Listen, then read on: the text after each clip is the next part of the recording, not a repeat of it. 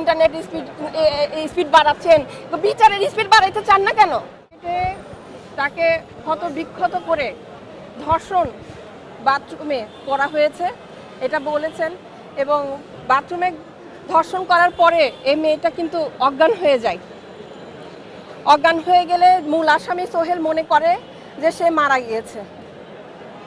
তারপর সে 10 ইঞ্চি একটি চাকু আমরা আদালতের কাছে উপস্থাপিত হয়েছে বলে জানতে পেরেছি।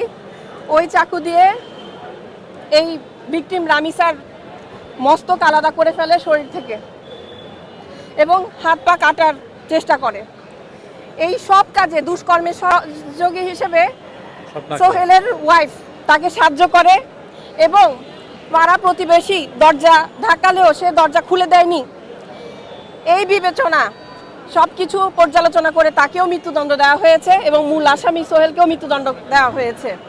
আপনারা শুনলে আরও বেশি অবাক হবেন। আপনারা ইন্টারনেট স্পিড বাড়াচ্ছেন, তো বিচারের স্পিড বাড়াইতে চান না কেন?